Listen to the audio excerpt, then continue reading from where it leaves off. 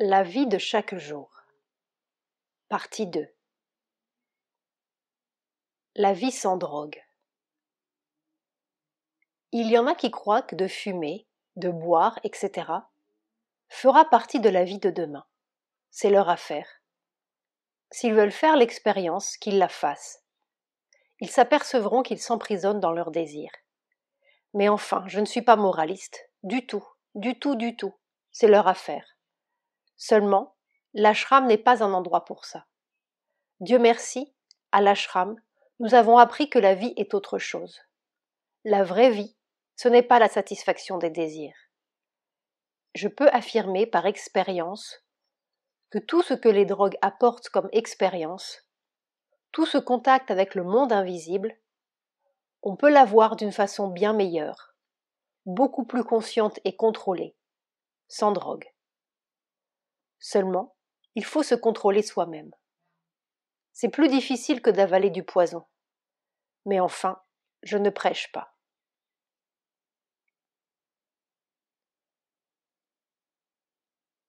L'alcool et les drogues.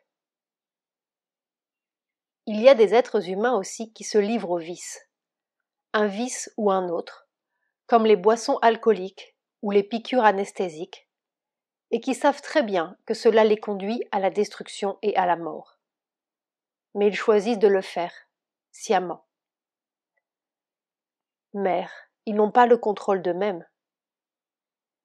Il y a toujours un moment où tout le monde a le contrôle. Et si l'on n'avait pas dit oui une fois, si l'on n'avait pas pris la décision, on ne le ferait pas. Il n'y a pas un corps humain qui n'ait l'énergie et la capacité de résister à une chose qui lui est imposée, si on le laisse faire.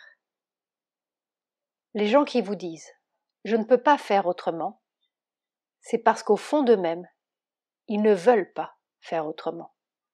Ils ont accepté d'être les esclaves de leur vice. Il y a un moment où l'on accepte.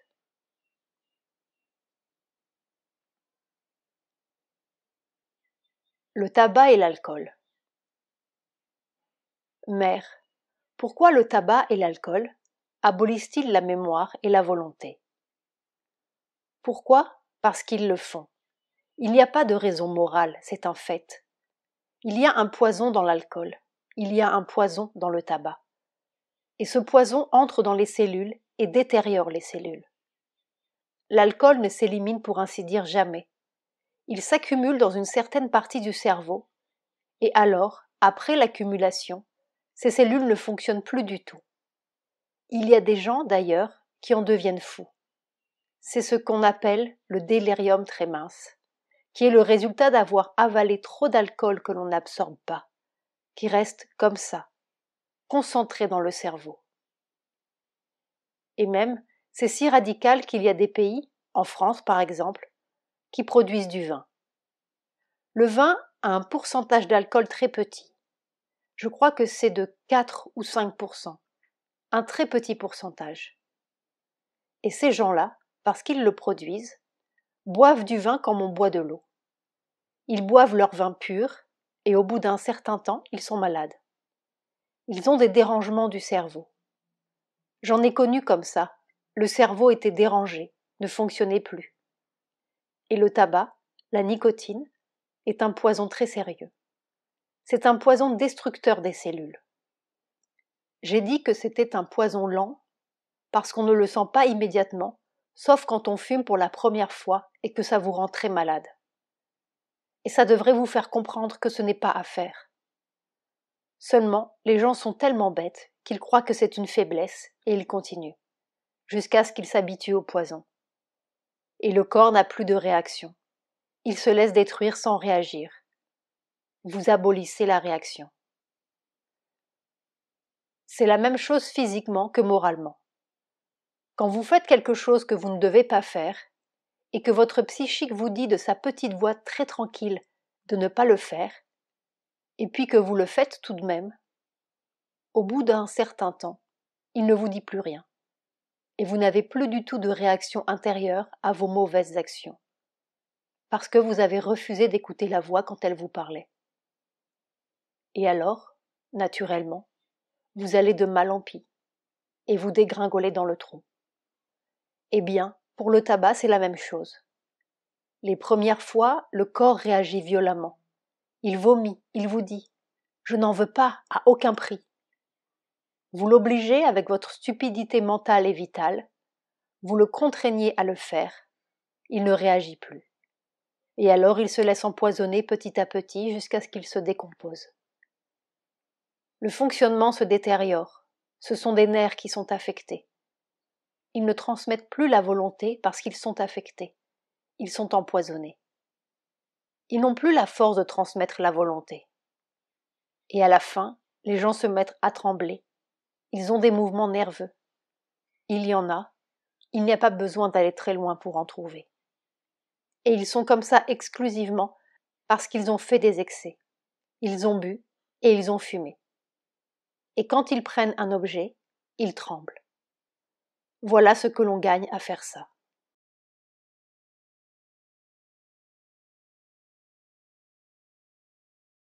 Le yoga et les impulsions sexuelles. Il y a un autre danger. Il a rapport aux impulsions sexuelles. Le yoga, dans son œuvre de purification, met à nu et fait monter à la surface les impulsions et les désirs cachés. Vous devez apprendre à ne rien sceller, ni laisser de côté. Vous devez faire face à ces mouvements d'ignorance, les conquérir et leur donner une nouvelle forme. Cependant, le premier effet du yoga est la suppression du contrôle mental.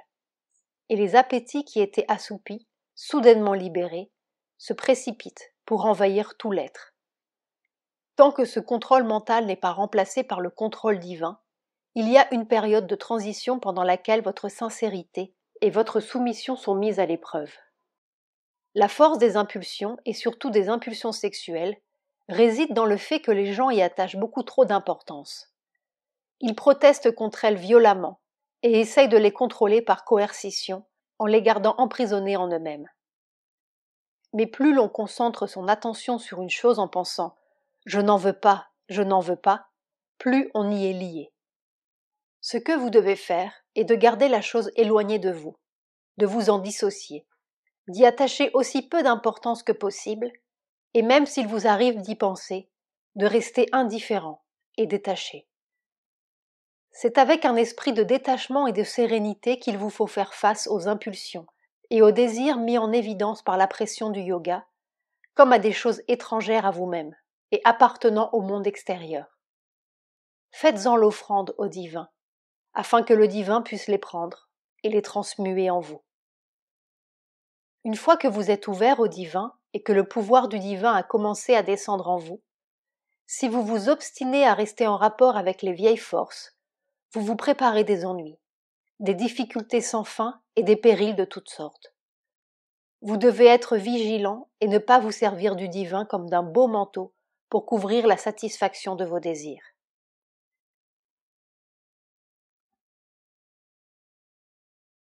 L'activité sexuelle.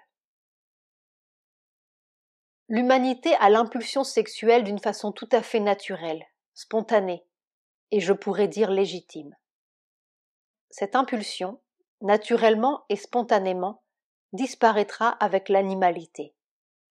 Bien d'autres choses disparaîtront, comme, par exemple, le besoin de manger, et peut-être aussi le besoin de dormir de la façon dont nous dormons. Mais l'impulsion la plus consciente dans une humanité supérieure, et qui est restée comme une source de... Béatitude est un grand mot, mais de joie, de délice. C'est certainement l'activité sexuelle, qui n'aura absolument plus de raison d'être dans les fonctions de la nature, quand le besoin de créer de cette manière-là n'existera plus. Par conséquent, la capacité d'entrer en rapport avec la joie de la vie montera d'un échelon ou s'orientera différemment. Mais ce que les anciens aspirants spirituels avaient essayé par principe, la négation sexuelle, est une chose absurde, parce que ce ne doit être que chez ceux qui ont dépassé ce stade et qui n'ont plus d'animalité en eux. Et elle doit tomber naturellement, sans effort et sans lutte, comme ça. En faire un centre de conflit, de lutte, est ridicule. C'est seulement quand la conscience cesse d'être humaine que cela tombe tout naturellement. Là, il y a une transition qui peut être un peu difficile, parce que les êtres de transition sont toujours en équilibre instable. Mais il y a au-dedans de soi une espèce de flamme et de besoin qui fait que ce n'est pas douloureux. Ce n'est pas un effort douloureux. C'est quelque chose que l'on peut faire en souriant. Mais vouloir imposer cela à ceux qui ne sont pas prêts à cette transition, c'est absurde. C'est du bon sens. Ils sont humains, mais qu'ils ne prétendent pas ne pas l'être. Ce n'est que quand, spontanément, l'impulsion vous devient impossible, quand vous sentez que c'est quelque chose de pénible et de contraire à votre besoin profond, alors cela devient facile. À ce moment-là, eh bien, extérieurement, vous coupez des liens, et puis c'est fini.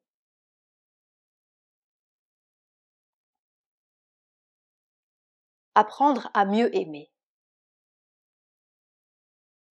Mère, on dit que pour devenir conscient de l'amour divin, tous les autres amours doivent être abandonnés.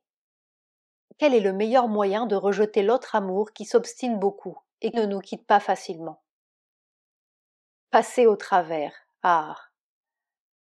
Passer au travers, voir ce qui est derrière lui, ne pas s'arrêter à l'apparence, ne pas se satisfaire de la forme extérieure, chercher le principe qui est derrière cet amour et ne se satisfaire que quand on a trouvé l'origine du sentiment en soi. Alors, la forme extérieure tombera d'elle-même et vous serez en contact avec l'amour divin qui est derrière tout. C'est la meilleure façon. Vouloir rejeter l'un pour trouver l'autre est très difficile. C'est presque impossible. Parce que la nature humaine est si limitée, si pleine de contradictions et si exclusive dans ses mouvements que si l'on veut rejeter l'amour sous sa forme inférieure, c'est-à-dire l'amour humain tel que les êtres humains l'éprouvent, si l'on fait des efforts intérieurs pour rejeter cela, généralement, on rejette entièrement la capacité de sentir l'amour et on devient comme une pierre. Et alors, quelquefois il faut attendre des années ou des siècles pour que se réveille en soi la capacité de recevoir et de manifester l'amour. Par conséquent, le meilleur moyen quand l'amour vient, sous quelque forme que ce soit, c'est de tâcher de percer à travers son apparence extérieure pour aller trouver le principe divin qui est derrière et qui le fait exister. Naturellement, c'est plein de pièges et de difficultés, mais c'est plus efficace. C'est-à-dire qu'au lieu de cesser d'aimer parce qu'on aime mal, il faut cesser d'aimer mal et vouloir aimer bien. Par exemple, l'amour entre créatures humaines, sous toutes les formes, l'amour des parents pour les enfants, des enfants pour les parents, des frères et sœurs, des amis et des amants, est tout entaché d'ignorance, d'égoïsme et de tous les autres défauts qui sont les défauts ordinaires de l'homme. Alors, au lieu de cesser d'aimer complètement, ce qui est d'ailleurs très difficile comme il le dit, ce qui simplement dessécherait le cœur et ne servirait à rien, il faut apprendre à mieux aimer. Aimer dans le dévouement, dans le don de soi, dans l'abnégation, et lutter non contre l'amour lui-même, mais contre ses formes déformées, contre toutes les formes d'accaparement, d'attachement, de possession, de jalousie, et tous les sentiments qui accompagnent ces choses principales. Ne pas vouloir posséder, dominer, et ne pas vouloir imposer sa volonté, ses caprices, ses désirs. Ne pas vouloir prendre, recevoir, mais vouloir donner. Ne pas insister sur la réponse de l'autre, mais se satisfaire dans son propre amour. Ne pas chercher son intérêt et sa joie personnelle, et l'accomplissement de son désir personnel, mais se satisfaire dans le don de son amour et de son affection, et ne pas demander de réponse. Simplement être heureux d'aimer, rien de plus. Si l'on fait cela, on a avancé d'un grand pas et on peut, à travers cette attitude, petit à petit, avancer plus loin dans le sentiment lui-même et s'apercevoir un jour que l'amour n'est pas une chose personnelle, que l'amour est un sentiment divin universel qui se manifeste à travers vous, plus ou moins bien, mais qui dans son essence est une chose divine. Le premier pas, c'est de cesser d'être égoïste. Pour tout le monde, c'est la même chose, non seulement pour ceux qui veulent faire un yoga, mais dans la vie ordinaire. Si on veut savoir aimer, il ne faut pas s'aimer soi-même d'abord et surtout d'une façon égoïste. Il faut se donner à l'objet de l'amour, sans exiger rien en réponse. C'est cette discipline-là qui est élémentaire pour se surmonter soi-même et mener une vie qui ne soit pas une vie tout à fait grossière. Pour le yoga, on peut y ajouter quelque chose d'autre. C'est comme je l'ai dit en commençant, la volonté de percer à travers cette forme limitée et humaine de l'amour pour découvrir le principe d'amour divin qui est derrière.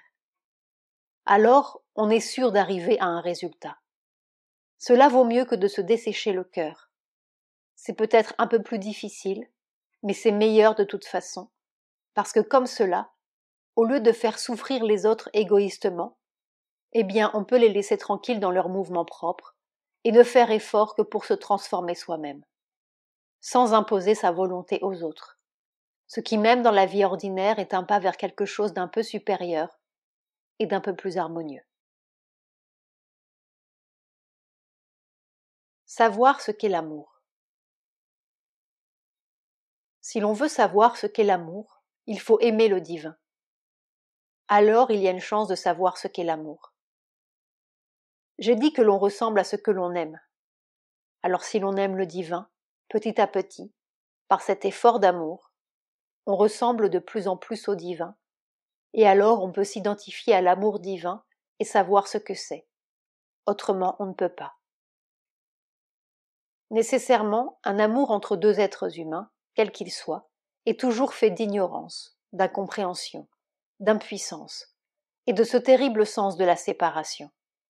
C'est comme si l'on voulait entrer dans la présence d'une splendeur unique, et que la première chose que l'on fasse, c'est de mettre un rideau, 2 rideaux, 3 rideaux, entre soi et cette splendeur. Et on est très étonné de n'avoir qu'une vague impression et pas du tout la chose elle-même. La première chose à faire, c'est de supprimer le rideau, de les enlever tous, de passer au travers, et de se trouver en présence de la splendeur. Et alors vous saurez ce que c'est que la splendeur. Mais si vous accumulez les voiles entre vous et elle, vous ne la verrez jamais. On pourra avoir une sorte de petite, de vague impression comme ça. Oh, il y a quelque chose. Mais c'est tout. L'amour divin. L'amour divin est là avec toute son intensité, une puissance formidable. Mais la plupart des gens, 99 sur 100, ne sentent rien du tout. Ce qu'ils sentent est exclusivement proportionné à ce qu'ils sont, à leur capacité de réception. Imagine, n'est-ce pas, que tu baignes dans une atmosphère entièrement vibrante d'amour divin. Tu ne t'en aperçois pas du tout. Quelquefois, rarement, pendant quelques secondes, il y a tout d'un coup l'impression de quelque chose. Alors tu dis « Oh, l'amour divin est venu vers moi ». C'est une plaisanterie. C'est tout simplement que tu as été, pour une raison quelconque, un tout petit peu ouverte, alors tu as perçu. Mais il est là, toujours, comme la conscience divine. C'est la même chose, elle est là tout le temps, en pleine intensité, mais on ne s'en aperçoit même pas. Ou bien comme ça, spasmodiquement. Tout d'un coup, on est dans un bon état. Alors on sent quelque chose et on dit « Oh, la conscience divine, l'amour divin se sont tournés vers moi, se sont dirigés vers moi. » Ce n'est pas du tout ça. On a une toute petite ouverture, toute petite, quelquefois comme une tête d'épingle. Naturellement, ça se précipite dedans. Parce que c'est comme une atmosphère active. Dès qu'il y a une possibilité d'être reçu, il est reçu. Mais c'est la même chose pour toutes les choses divines. Elles sont là, seulement on ne les reçoit pas, parce qu'on est fermé, on est bloqué, on est occupé d'autre chose la plupart du temps. La plupart du temps, on est plein de soi-même. Alors, comme on est plein de soi-même, il n'y a pas de place pour autre chose. On est très activement occupé d'autre chose. On est rempli de choses. Il n'y a pas de place pour le divin, mais il est là.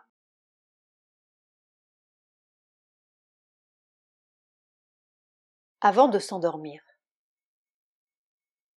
Une chose que l'on peut faire en toute sécurité, c'est avant de s'endormir, de se concentrer, de relâcher toute tension dans l'être physique, de tâcher, c'est-à-dire dans le corps, de faire que le corps soit comme un chiffon sur le lit, que ce ne soit plus quelque chose qui soit avec des crispations et des crampes.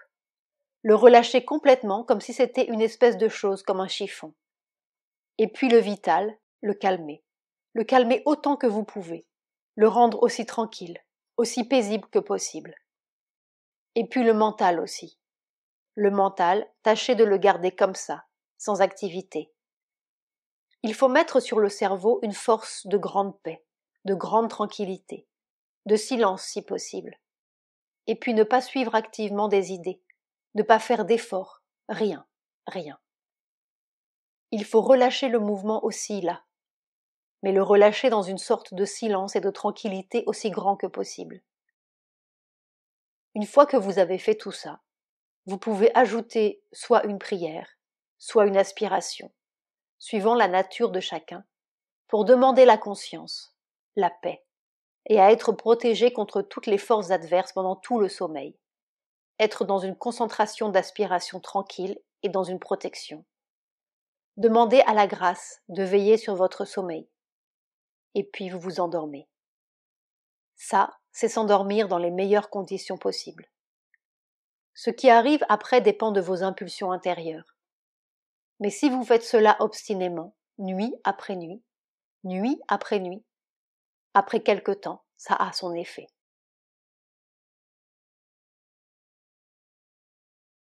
Comment ne pas tomber malade? Douce mère, quand on voit s'approcher une maladie, comment peut-on l'arrêter? Ah, d'abord il ne faut pas la vouloir, et il faut que rien dans le corps ne la veuille. Il faut avoir une très forte volonté de ne pas être malade. Ça, c'est la première condition.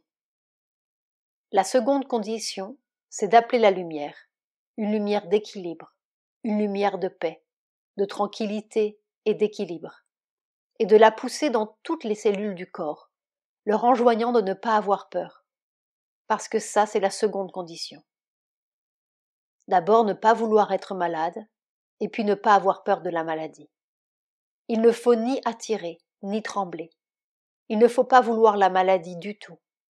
Mais il ne faut pas ne pas la vouloir parce qu'on en a peur. Il ne faut pas avoir peur. Il faut avoir une calme certitude et une confiance complète dans le pouvoir de la grâce de vous mettre à l'abri de tout. Et puis penser à autre chose, ne plus s'en occuper. Quand on a fait ces deux choses-là, refuser la maladie avec toute sa volonté et infuser une confiance qui élimine complètement la peur dans les cellules du corps, et puis s'occuper de quelque chose d'autre, ne plus penser à la maladie, oublier que ça existe. Voilà, si vous savez faire ça, vous pouvez même être en rapport avec des gens qui ont des maladies contagieuses et vous ne les attrapez pas. Mais il faut savoir le faire. Il y a beaucoup de gens qui disent « Oh, oui, ici je n'ai pas peur ». Ils n'ont pas peur dans leur mental. Leur mental n'a pas peur, il est fort. Il n'a pas peur. Mais le corps tremble, et on ne le sait pas, parce que c'est dans les cellules du corps que ça tremble. Ça tremble avec une anxiété terrible, et c'est ça qui attire la maladie. C'est là qu'il faut mettre la force et la tranquillité d'une paix parfaite et d'une confiance absolue dans la grâce.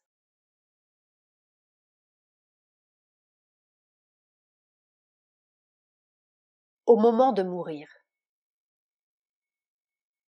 Une fois qu'on a quitté son corps, que l'on soit conscient ou que l'on soit inconscient, que l'on soit développé ou que l'on ne soit pas développé, on sort toujours dans le même domaine pour commencer. À moins que l'on ne soit un yogi qui peut faire de soi-même ce qu'il veut, mais ça, n'est-ce pas, c'est un cas tellement rare qu'on ne peut pas en tenir compte. Tous les gens, quand ils sortent de leur corps, ils sont précipités dans un domaine du vital inférieur qui n'a rien de particulièrement agréable. La chose la plus importante dans ce cas-là, c'est le dernier état de conscience que l'on a eu quand les deux étaient joints, que, n'est-ce pas, l'être vital et le corps étaient encore réunis. Alors, le dernier état de conscience, on peut dire le dernier désir, ou le dernier espoir, ou la dernière aspiration, ont une importance colossale pour le premier choc que l'on a avec le monde invisible. Et là, la responsabilité des gens qui entourent le mourant est beaucoup plus grande qu'ils ne le croient.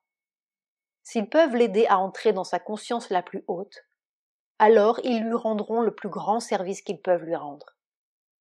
Mais généralement, ce qu'ils font, c'est de s'agripper à lui tant qu'ils peuvent et de le tirer vers eux avec un égoïsme farouche. Ce qui fait que, n'est-ce pas, au lieu de pouvoir s'en aller dans une conscience un peu haute qui le protégera dans sa sortie, il est agrippé par les choses matérielles. Et c'est une bataille intérieure terrible pour se libérer à la fois de son corps et de ses attachements.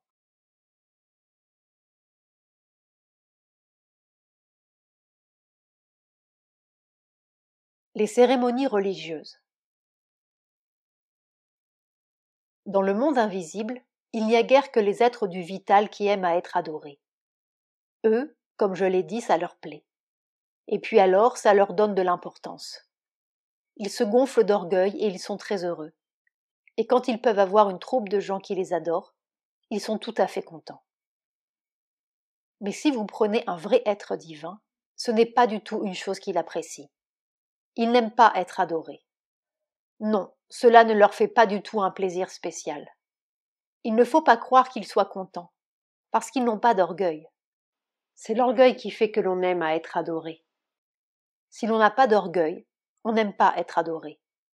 Et s'ils voient par exemple une bonne intention ou un bon sentiment, ou un mouvement de désintéressement, ou un enthousiasme, une joie spirituelle, pour eux, cela a une valeur infiniment plus grande que des prières et des actes d'adoration et des pujas.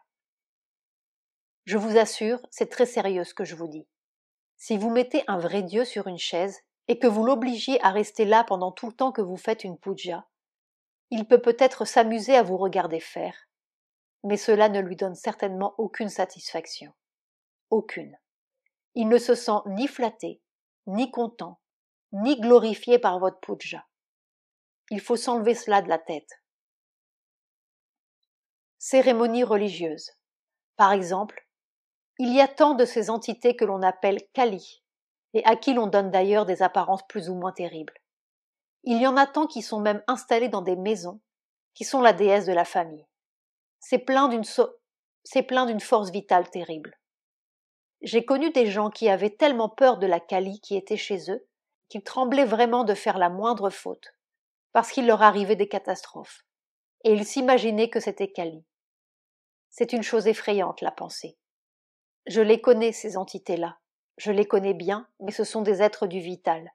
Des formes vitales qui sont pour ainsi dire mises en forme par la pensée humaine. Et quelle forme! Et penser que les hommes adorent des choses si terribles et si monstrueuses. Et puis encore que ces pauvres dieux, ils leur font le compliment de croire que c'est... À ce point de vue-là, c'est très bon que, pour un certain temps, l'humanité sorte de cette atmosphère religieuse pleine de frayeur et de cette espèce de soumission superstitieuse aveugle dont les forces adverses ont profité d'une façon monstrueuse. La période de négation, de positivisme, est à ce point de vue-là tout à fait indispensable pour libérer les hommes de la superstition. C'est seulement si l'on sort de cela, et de cette abjecte soumission à des forces monstrueuses du vital, que l'on peut s'élever à des hauteurs vraiment spirituelles, et là, devenir des collaborateurs et des vrais instruments pour les forces de vérité, la conscience réelle, les puissances vraies. Il faut laisser très loin tout cela avant de pouvoir monter plus haut. Les exercices religieux. Douce mère, est-ce que les exercices religieux sont très importants pour la conscience ordinaire? Des exercices religieux? Je ne sais pas. Qu'est-ce que tu entends par des exercices religieux? Le japa, etc. Oh, ces choses-là, si cela vous aide, c'est bien. Si cela ne vous aide pas, c'est simplement... C'est une de ces choses tout à fait relatives. Cela ne vaut que par l'effet que cela a pour vous et la mesure dans laquelle vous y croyez. Si cela vous aide à vous concentrer, c'est bien. La conscience ordinaire le fait toujours simplement par superstition, avec l'idée que, si je fais ça, si je vais au temple ou à l'église une fois par semaine, si je fais des prières, il m'arrivera quelque chose de très bien. Cela, c'est la superstition, répandue partout dans le monde, mais cela n'a aucune valeur au point de vue spirituel.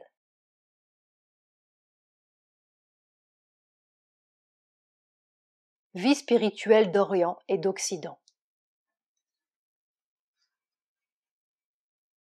Quelle que soit la différence entre l'Ouest et l'Est en ce qui concerne la vie spirituelle, elle ne réside pas dans la nature ou l'être intérieur, qui est une chose constante et invariable, mais dans les habitudes mentales, les modes d'expression, qui sont le résultat de l'éducation, du milieu et autres conditions extérieures. Tous les gens, qu'ils soient occidentaux ou orientaux, sont les mêmes dans leurs sentiments profonds. Ils diffèrent dans leur façon de penser et d'exprimer. La sincérité, par exemple, est une qualité qui est la même partout. Ceux qui sont sincères, quelle que soit la nation ou la race à laquelle ils appartiennent, le sont de la même manière. Les formes seules données à cette sincérité changent. L'esprit travaille de façon différente dans les différents peuples, mais les profondeurs du cœur sont les mêmes partout. Il y a beaucoup plus de vérité dans le cœur que dans les parties superficielles de l'être, auxquelles appartiennent toutes les divergences. Dès que vous plongez assez profondément, vous rencontrez quelque chose qui est un en tous.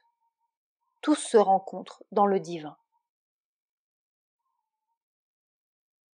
La voie ensoleillée, la mer.